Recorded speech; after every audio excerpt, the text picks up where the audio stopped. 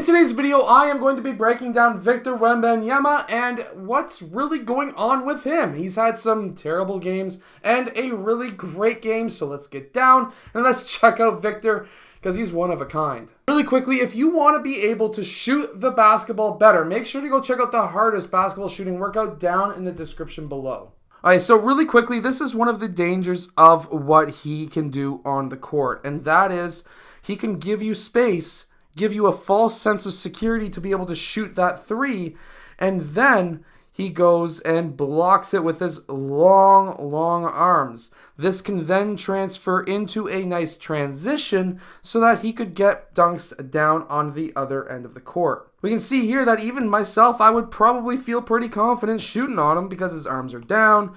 He is looking at you. He's not really playing any kind of tight defense of any kind. He's basically baiting his guy into shooting the shot, and then he goes up and just gets a piece of it because his arms are just so long, and he's able to get it. It's absolutely fantastic. His defense is going to be something special. Like, I really wouldn't be surprised if he had one game with 10 blocks. This is going to be a scary player to watch out for. And then he can double that up with the ability to hit mid-range threes as well as layups and dunks. Now, yes, the three-point shot is a low percentage for him right now. Maybe he's still getting used to the extra added distance between the FIBA line and the NBA line, potentially. I'm not too sure. There's really not that much of a difference when you're talking about adults, but still, that could be something that is playing on his mind. So I would expect that three-point percentage to get a bit higher. Or maybe he just needs my shooting workout that is down in the description below because that can help him get more range. Next is his ability to get rebounds. Right here, because of his long arms, he's able to get that put-back dunk.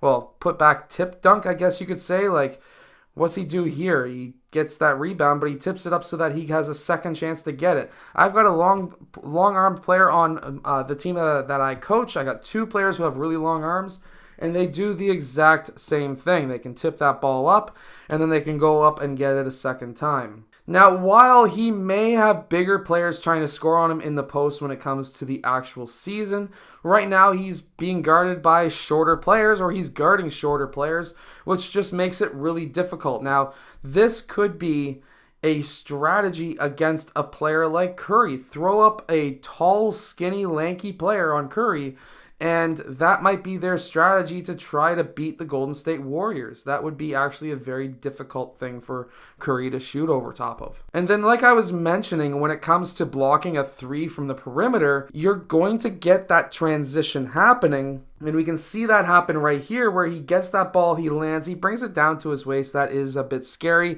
That's generally where I like to try and rip the ball from. But he's able to go up and get that dunk anyways. Now, something that's really interesting about him is the fact that he can go for these floaters. If he misses them, he's already in position to get that rebound, and then he's able to take that one dribble and go in for that and one, or at least what should have been, what wasn't and one. Obviously, he flexes here, but in my opinion, the fact that he needed two chances around the rim is going to tell me that he just may have some issues later on in the NBA because that is going to have a lot bigger and better of a rebounder, potentially like an Embiid. He may have troubles with that guy's strength and size. Giannis Antetokounmpo would be another good option to try and slow down the pace of Victor. If he can't finish with those light touches around the rim and he has to go in and hammer a defender to be able to get these baskets, yes, it could get the bigger Embiids and Giannis's out of the game faster, but he needs to hit them the first time, not the second time. Now, right here is an example where I think he needs to build upon, and that is he's got a cutter baseline with two guys on him. He could have hit that bounce pass right here, and that didn't happen. That guy cleared through, or at least he should have cleared out of there, which he slowly did. And then these two guys eventually do collapse on this pass, but I would have actually, I know, you can ask any of the players that I coach. You can comment down in the comment section below. But they've seen me do this a lot of times. He could have hit that pass through that guy's legs to this player for the layup. But the actual better option, in my opinion, would have been just the dump pass right here to the cutter along the weak side baseline. That would have been the best option that there was. However, he still went in and got that layup. Now, this is a great lesson for all of those young players who play in the post. Here, he takes that one dribble and gets his upper back into the chest or shoulder of that defender, which knocks that guy back onto his heels. When that happens, he goes up for a shot, and it's a very difficult shot to block for anybody, but with a massive wingspan like he has, that's going to be even harder and more impossible to block. And having Victor Wembanyama as a help defender, like, his arms are so long that they're already in the passing lanes, and it really doesn't take much for him to be able to get up and block shots like this. So is Victor Wembanyama in a league where he may be overrated? That's obviously a potential, but I really don't think he's overrated. I think that he's going to be one of the best players in the league in a few years, as long as he doesn't get injured.